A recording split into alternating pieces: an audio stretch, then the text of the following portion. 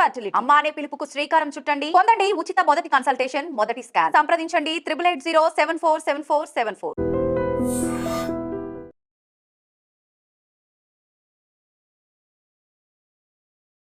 Welcome to I dream. నేను మీ భవ్య.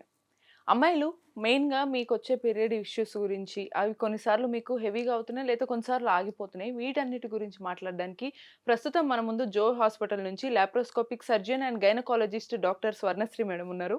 Madam అడిగి complete details తెలుసుకుందాం. హలో మేడం, నమస్తే. ఎలా ఉన్నారు మేడం? మేడం, ఈ మధ్య కాలంలో అమ్మాయిలకి యాక్చువల్లీ పీరియడ్స్ ఒకప్పుడు ఉండేది ఏంటంటే చిన్న ఏజ్లో తొందరగా వచ్చేయడం అనుకున్నాము. కానీ ఇప్పుడు వచ్చిన తర్వాత అవి ప్రాపర్‌గా వెళ్ళట్లేదు. ఎంత జాగ్రత్తలు తీసుకున్నా గూడా. కొన్నిసార్లు హెవీ బ్లీడింగ్ అయిపోతే కొన్నిసార్లు అసలు అవ్వట్లేదు. మళ్ళీ అందరూ దానివల్ల టెన్స్ ఫీల్ అవుతున్నారు. ఎందుకు అవ్వవంటారు అలాగా? చాలా మంచి క్వెషన్ అడిగావు భవ్య. చాలా కామన్‌గా చూస్తుంటాము. అవును. పిల్లలకేమో ఎక్కువ మెడిసిన్స్, హార్మోన్స్ కూడా రాయలేము. సో, ఒక సింపుల్ అండ్ న్యాచురల్ రీజన్ ఏంటంటే ఇమ్మెచ్యూర్ హైపోథాలమో పిట్యూటరీ యాక్సిస్ అంటాం. అంటే ఓకే. చాలా చిన్న వయసులో 9 ఇయర్స్‌కి, 10 ఇయర్స్‌కి మెచ్యూర్ అయిన పాపలకి బ్రెయిన్ నుంచి ఏదైతే సిగ్నల్స్ ఎళ్ళాలో హార్మోన్స్ అవి ఇంకా అప్పుడప్పుడే ఉత్పత్తి అవుతూ ఉంటాయన్నమాట. ఓకే. సో, అవి సైక్లికల్‌గా అంటే ఏ రోజు ఎంత క్వాంటిటీ హార్మోన్ ఉత్పత్తి అవ్వాలి, తర్వాత దానికి బయోలాజికల్ సైకిల్ కూడా ఉంటుంది. అంటే మార్నింగ్ ఎంత హార్మోన్ ఉండాలి, ఈవినింగ్ ఎంత హార్మోన్ ఉండాలి. సో ఇవన్నీ పల్సటైలిటీ అంటామన్నమాట. సో ఈ పల్సటైలిటీ ఇంకా డెవలప్ అవుతూ ఉండంగానే తొందరగా మెచ్యూర్ అయిన పిల్లల్లో మనం ఇవి ఎక్కువ కామన్గా చూస్తామమ్మా. అండ్ ఇదొకటి సినారియో అయితే, ఇంకొక సినారియో వచ్చేసి పిల్లలు వెయిట్ పెరిగిపోవడము, అండ్ దెన్ లైఫ్ స్టైల్ మీద అంత శ్రద్ధ లేకపోవడం. సో ఇర్రెగ్యులర్ పీరియడ్స్ 2-3 మంత్స్కి ఒకసారి అవ్వడం. సో ఈ హార్మోనల్ ఇంబ్యాలెన్స్ అయినప్పుడు ఏ విధంగా అయినా అవ్వచ్చు అనమాట. అంటే వెయిట్ పెరిగిపోయి లైఫ్ స్టైల్ సరిగా ఫాలో అవ్వకుండా 2-3 మంత్స్కి ఒకసారి పీరియడ్స్ కూడా అవ్వచ్చు. అదే సేమ్ వెయిట్ పెరిగిన సినారియోలో లైఫ్ స్టైల్ పాటించకుండా నెలకి 2-3 సార్లు కూడా అవ్వచ్చు అనమాట. సో వీటన్నిటికీ నేను యాక్చువల్లీ ఏం చెప్తానంటే, పాలిసిస్టిక్ ఓవరీస్ ఉంటే అది లైఫ్ స్టైల్ డిజార్డరే కదా. అవును. సో దానికి నువ్వేం మందులు వాడక్కర్లేదు. అఫ్ కోర్స్ సపోర్టివ్ ట్రీట్మెంట్ ఇవ్వాలి. ఓవర్ బ్లీడింగ్ ఉంటే మరి అనీమిక్ అయిపోతారు కదా పిల్లలు. అలా సపోర్టివ్గా మనం ఐరన్ అవి ఇచ్చుకుంటూ focus on the life style. అంటే టైంకి ఏ టైంకి లేస్తున్నారు పిల్లలు, వాళ్ళకి ఎంత ప్రెషర్ ఉంది స్టడీస్ది, ఎంత కాంపిటీషన్ ఫీల్ అవుతున్నారు, అండ్ పేరెంట్స్ నుంచి ఎంత ప్రెషర్ ఉంది, పియర్ గ్రూప్ ప్రెషర్ అంటాం. పియర్ గ్రూప్ ప్రెషర్ ఇప్పుడు పిల్లల పియర్సే కాకుండా, అంటే వాళ్ళకి ఎక్కువ మార్కులు వచ్చినాయి వీళ్ళకి తక్కువ, ఇవన్నీ ఎవరు బుర్రలో పెడుతున్నారు? చిన్న చిన్న పిల్లలకి టీనేజ్లో 13-14 సంవత్సరాలు. Absolutely. So parents peer pressure feel అయ్యి ఆ పిల్లోడిని ఆ స్కూల్ మార్చారు, సో మనం కూడా మన పిల్లోడిని మార్చాలి, వాళ్ళ పాపకి ఎక్కువ వస్తున్నాయి మార్క్స్, మనం పాపను కూడా ఈ కోచింగ్కి పంపాలి. సో పేరెంట్స్ ఎప్పుడైతే ఈ పియర్ గ్రూప్ ప్రెషర్ ఫీల్ అవుతున్నారో అది తీసుకొచ్చి పిల్లల మీద రుద్దేయడం. సో పిల్లలకి తెలియదు కదా. ఇప్పుడు 7th ఐఐటి ఫౌండేషన్ అని మొదలవుతాం. సో ఆ ఫౌండేషన్ ఇంకేదో ఫౌండేషన్ అవుతుంది 8th. సో అంటే 10th, 11th, 12th పిల్లలు చేసే సమ్స్ మా పిల్ల 8th చేస్తుందని చెప్పుకోవడం గొప్ప అయిపోయింది. తర్వాత ఈ కాంపిటేటివ్ పిల్లలకి స్కూల్లో with in the school, inter school Olympiads ఇవన్నీ ఉంటాయి.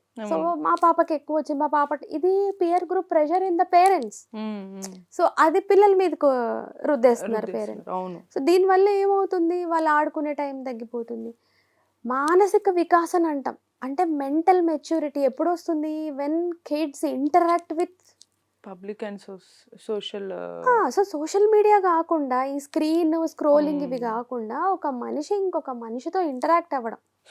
పెద్దవాళ్ళు కానివ్వండి, పిల్లలు కానివ్వండి, పిల్లలు తీసుకుంటే పిల్లలు, తోటి పిల్లలు, వాళ్ళ తల్లిదండ్రులు, వాళ్ళ ఇండ్లకి వెళ్ళడం, లేదా వాళ్ళ పేరెంట్స్తో మాట్లాడడం. సో ఆ ఎమోషనల్ మెచ్యూరిటీ లేదు ఇప్పుడు.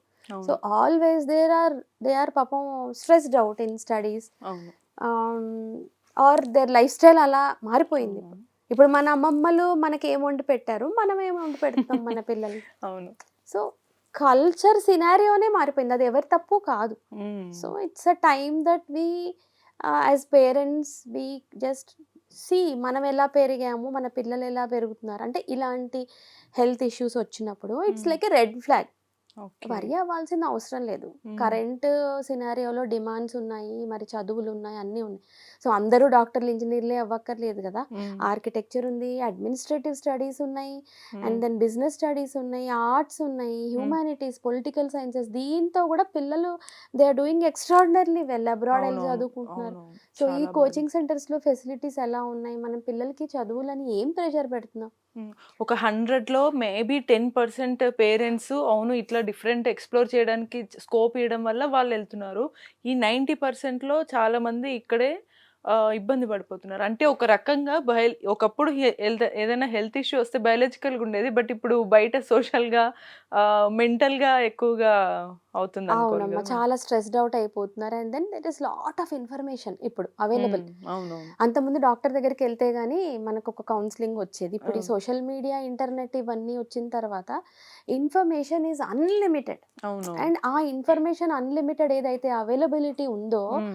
అందులో ఎంత ఇన్ఫర్మేషన్ ఆథెంటిక్ అమ్మా.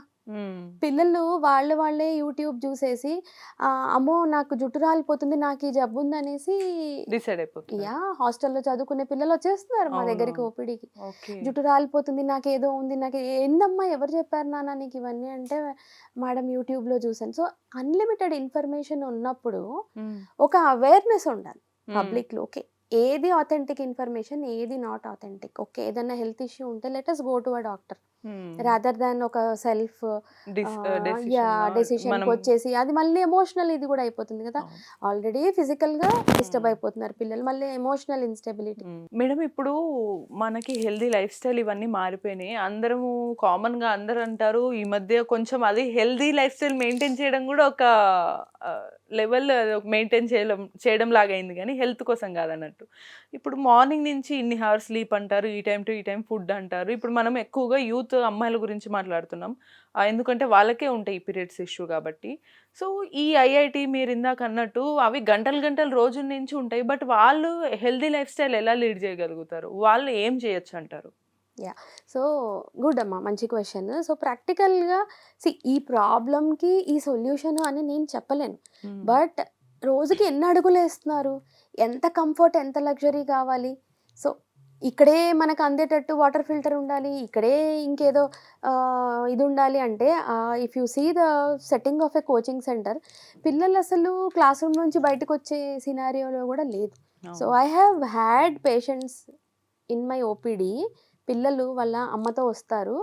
మా కాలేజ్లో పీరియడ్స్ అప్పుడు ప్యాడ్ మార్చుకోవడానికి వెళ్తుంటే కూడా, ఇందాకే వెళ్ళావు కదా మళ్ళీ ఎందుకు వెళ్తున్నావు అని అడుగుతారంట క్వశ్చన్. సో హైజీన్, ఆ ప్రెషర్ ఫీల్ అవ్వడము, ఇవన్నీ మనం హెల్త్ ఎడ్యుకేషన్ ఇవ్వాలండి. అండ్ ఐ థింక్ ఈవెన్ స్కూల్స్లో, కాలేజెస్లో, అకాడమీస్లో, ఈ సెంటర్స్లో ఒక హెల్త్ ఎడ్యుకేషన్ అవేర్నెస్ అనే ప్రోగ్రామ్స్ కూడా ఉంచాలి. That is what we can do. ఎందుకంటే చదువులు మరి అందరూ చదువుకుంటున్నారు ఇప్పుడు, వెరీ గుడ్, చదువుకోవద్దని చెప్పట్లా. బట్ మన టైంలో చూస్తే ఒక కాలేజ్కి వెళ్ళే వాళ్ళం, సాయంత్రం ట్యూషన్కి వెళ్ళే వాళ్ళం, మధ్యలో ఫ్రీ టైం ఉండేది. బట్ ఇప్పుడు ఇంటిగ్రేటెడ్ అంటున్నారు కదా. సో అన్ని స్టడీస్ దాంట్లోనే, వాళ్ళే స్కూల్ సిలబస్ చెప్తున్నారు, వాళ్ళేదే. And it is easy for parents. ఇప్పుడు వర్కింగ్ పేరెంట్స్ ఉన్నారనుకోండి, ఎక్కడ పిల్లల్ని ఇంకో ట్యూషన్ తీసుకెళ్తారు ఇక్కడ. సో ఆ కంఫర్ట్లో, ఆ కల్చర్లో చేంజ్ వచ్చేసింది. సో దీంట్లో నుంచి ఇప్పుడు మీరు అడిగిన క్వశ్చన్, మరి ఇలా ఉండే వాళ్ళకి మరి ఏంటి సొల్యూషన్ అంటే, మేబీ ఒక రెగ్యులర్ యోగా సెషనో, స్కిప్పింగో, పిల్లలకి ఏదో ఒకటి ఒక 20-30 మినిట్స్ వాళ్ళ హెల్త్ మీద, అంటే మనం చేస్తేనే మన పిల్లలు కూడా ఫాలో అవుతారు కదా. సో వాళ్ళకి ఆ స్పేస్ ఇవ్వాలి మనం. సో లేదంటే ఇప్పుడు స్పోర్ట్స్ యాక్టివిటీస్ ఉన్న స్కూల్స్ విత్ ఇన్ ద టైమింగ్లో ఒక గంట వాళ్ళకి గేమ్స్ అట్లా ఏదన్నా ఉండడం, అండ్ దెన్ వాటర్ ఎక్కువ తాగాలి అని మనం ఎడ్యుకేట్ చేయడం, and then giving them more natural food. ఈ ప్రాసెస్డ్ ఫుడ్లన్నీ ప్యాక్ చేసి పంపకుండా కొంచెం టైం తీసుకొని జాగ్రత్తగా మనం వంట చేసి పంపడం, fruits, dry fruits, nuts, water ఇవన్నీ అడిక్వేట్గా వాళ్ళకి ఇచ్చి పంపడం. అండ్ దెన్ ఐ థింక్ చెప్పినట్టు నేను యోగా కానీ, స్కిప్పింగ్ కానీ, సమ్ ఫిజికల్ యాక్టివిటీ ఉండాలి. గేమ్స్ బెస్ట్, ఏదో ఒక స్పోర్ట్, ఒక అలవాటు. సో బేసిక్గా మనకు అర్థమైంది ఏంటంటే ఫిజికల్ యాక్టివిటీ ఉండాలి, మెంటల్ స్ట్రెస్ తగ్గాలి. అవి తగ్గితే ఆటోమేటిక్గా మన బాడీ లైఫ్ స్టైల్ అనేది నార్మల్గా వచ్చినప్పుడు మనకి ఏది కావాలో అది మనం తీసుకుంటాం, బాడీ కూడా తీసుకుంటుంది అని చెప్తున్నారు డాక్టర్ మనకి. సో ఇటువంటి మరిన్ని ఇంట్రెస్టింగ్ టాపిక్స్ కోసం కీప్ వాచింగ్ ఐ డ్రీమ్.